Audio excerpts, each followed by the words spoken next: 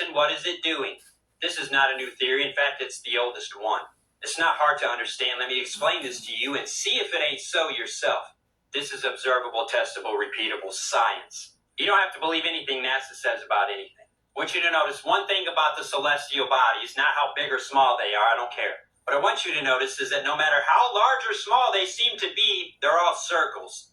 They're all spheres, but some of us aren't ready for that yet. They're all circles. Why are the celestial bodies in the heavens all circles? Well, not all of them. You got asteroids and comets. And give me a break. The reason all the celestial bodies are circles, or were circles, or are going to become circles again, is because the laws of physics are organizing the energy and mass into these structures. Why?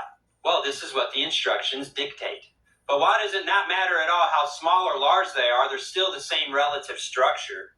Wait, the black hole is different. No, it is not. Hold on. The reason the laws of physics organize the energy and mass available in the universe into these structures, no matter how large or small they are, is because the distribution, the ratio of energy and mass, is the same at all levels in the universe, from the subatomic to the universe itself.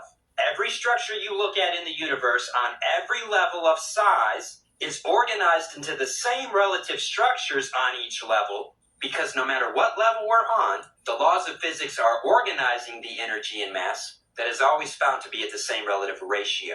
The distribution of energy and mass is the same. No matter how large an area or small an area you are looking at, the energy and mass is going to be distributed the same on every level. Do we understand this part? Stars look like this. Atoms look like this. That looks like a solar system with a sun in it, doesn't it? And an Earth. Hey, wait, the sun is revolving around the Earth. Heliocentrism thrown down by quantum mechanics has already been done. The end. Goodbye. There's the moon, suckers. New physics? Nah, the oldest physics. This is the original true story I'm telling you here. You can observe with your own eyes in this atom because the laws of physics are organizing these structures, and these structures all have the same distribution of energy and mass no matter how large or small they are. Here's the solar system solved. We already know the mechanics of the solar system. It's right here in the atom. But that was a side quest. Hold on. Notice the atom is a sphere. And you can't see all the inner workings of this from the outside. Look, there's the Helix Nebula. There's the star that's being born inside of it. Look, that's a carbon atom. It looks the same because it's the same relative structure. And that is mainstream academic science. This paper says verbatim, hold on, this is all that we know from cosmogenesis to biogenesis about the universe in a symposium. This paper is published by the Hungarian Academy of Sciences. I've showed it to you 8 million times. The mainstream academic scientists state verbatim in this paper that an atom is a tiny electric star, that a star is a giant gravitational atom, that a man is the same structure as an atom or a star. Look, everyone who knows that human beings are not spheres, raise your hand, and now you're all embarrassed. Because we are, fam. You just can't see that. Because your eyes can only see a tiny slice of anything at all. Side quest, I have maintained that stars themselves are the aliens, the super intelligent, advanced, immortal celestial beings from space, the second heaven. There they are. The Fermi paradox is dumb. Sorry, I'm ranting a little bit, but there are the aliens right there. Well, how could spheres be persons with consciousness? I don't know. How are you one? All right, let's talk about this toroidal vortex right here. This paper, which merely publishes all that we know and accept as mainstream science, all the way up until 1990, includes relativity and quantum mechanics that hasn't changed. We have found out more about quantum mechanics, but they match the theories that are in this paper right here. That's how we knew to look for those and confirm them. That's how CERN knew how to look for the Higgs boson particle. It's in the math and has been. That's how they know there's a gluon, or at least suspect heavily, because there must needs be, according to what we already know in 1990. Anyway, this paper states verbatim, tiny electric star, giant gravitational atom, the man is the same structure as both the things because it must be so. It has to be according to all logic and reason. Why do I say that? The laws of physics organize the energy and mass into the same relative structures on all levels. They're not making that up. It's observable in science. Here, let me show it to you one more time. Doesn't matter if it's the size of a star or the size of an atom, it's the same relative structure like Russian nesting dolls on all levels of size and scale. So the moon is the same relative structure as the sun, is the same relative structure as the earth, is the same relative structure as the solar system, is the same relative structure as the universe. The laws of physics organizing the energy and mass into the same relative structures on all levels. This is known, accepted mainstream science. It's not anything made up. It's what is observable. This specifically is the structure that the laws of physics organize the energy and mass into on every level. Everything is a toroid. It is turtles all the way down because turtles are toroids.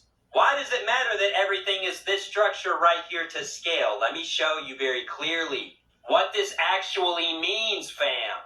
That you are a toroid, that a star is a toroid, that the universe is a toroid, that an acorn is a toroid, that a sperm cell is a toroid. What does a toroid mean? Toroid's just the shape. No, it's a mathematical equation that spits out a product due to a process. Do you see? Please, somebody, can you understand the words that are coming out of my mouth? Because I'm not making any of this up. This is known science, trusted, academic, mainstream science. Not the theoretical part. This is the observable part, the part we do know. Please? Right? If not, someone tell all the scientists, post haste. We got to throw out all the theories of relativity and quantum physics. Sorry, I've had a hard time telling this story for 3 solid years. Nobody will just go read the papers. I did. See, the tree is also a toroid. What's the religious symbolism about the snake and the eagles in the toroid? What do toroids do? What process do they perform and what product do they spit out?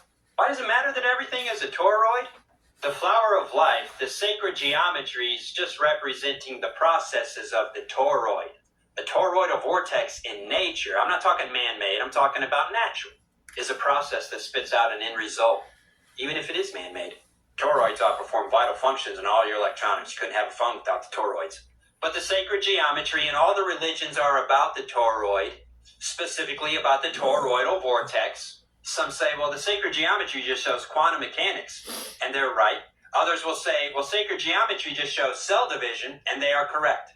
Well, sacred geometry just shows cosmological evolution, and that's right, because it's the same relative structure on every level, no matter how large or small. Of course, the sacred geometry is about quantum physics and astrophysics and biology, because it's the same system, large and small. Russian nesting dolls. I don't have psychosis. This is mainstream academic math. What does this process, what does the toroid do?